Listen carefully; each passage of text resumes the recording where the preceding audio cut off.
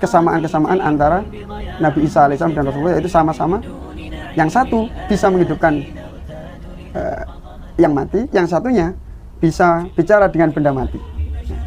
Kalau memang keistimewaan-keistimewaan ini memaksa seseorang untuk dijadikan Tuhan, maka yang berhak untuk dipertuhankan di sini adalah baginda Nabi Muhammad SAW.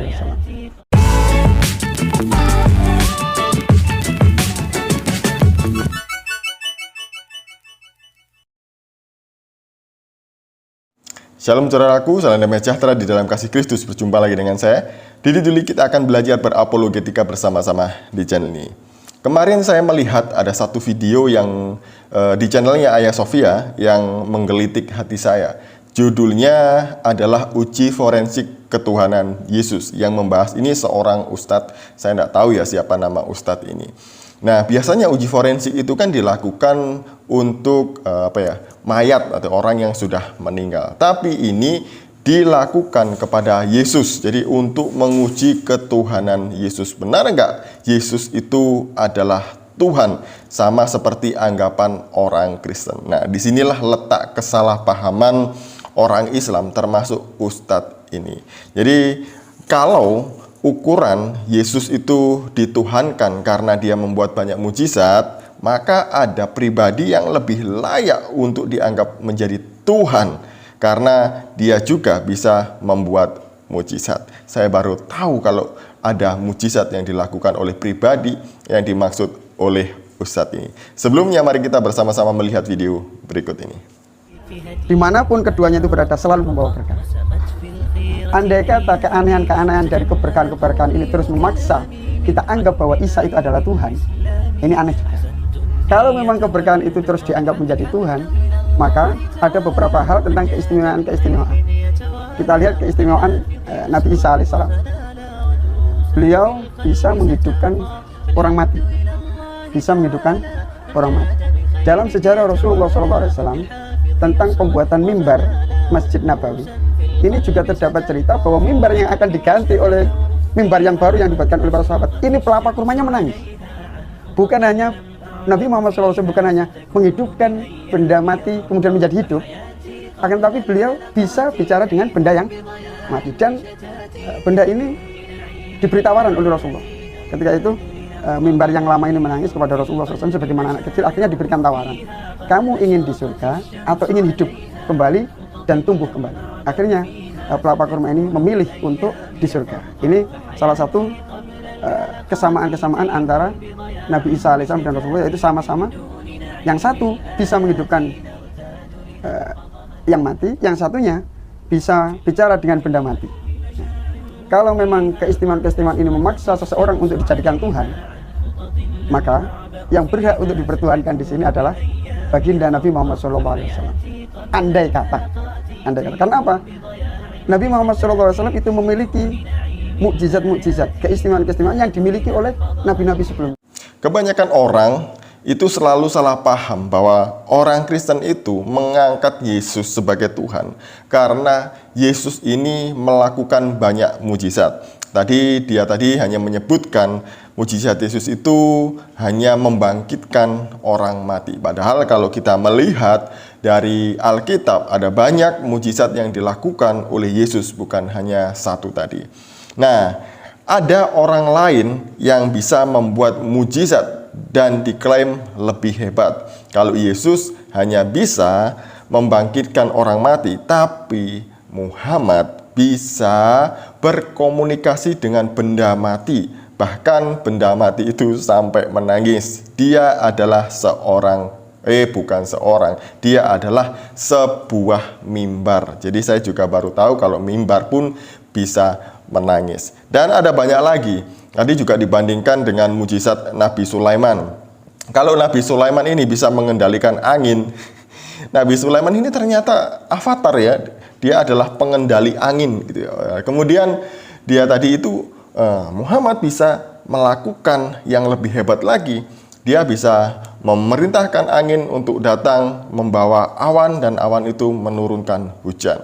Wah, luar biasa. Dan banyak lagi mujizat-mujizat yang disebutkan oleh Ustadz ini tadi tentang nabinya. Nah, kalau begitu, Kalau hanya Yesus hanya bisa membangkitkan orang mati, tapi Muhammad bisa berkomunikasi dengan benda mati, maka yang layak dituhankan adalah Muhammad, kata dia. Ya silahkan dituhankan. Kalau ukurannya hanya karena membuat mujizat, maka dia layak menjadi Tuhan. Ya ada banyak di dunia ini. Contohnya Bandung Bondowoso, dalam semalam dia bisa membuat 999 candi.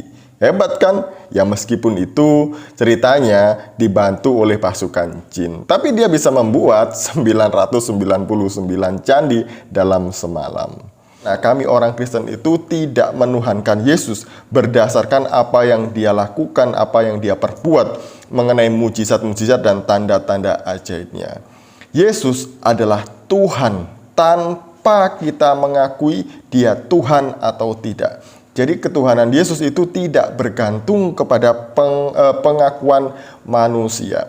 Kalau kita melihat Alkitab, di sana dikatakan memang Yesus adalah Tuhan. Kenapa dia Tuhan? Mari kita bersama-sama melihat di dalam Yohanes pasal yang pertama ayat 1 sampai yang keempat.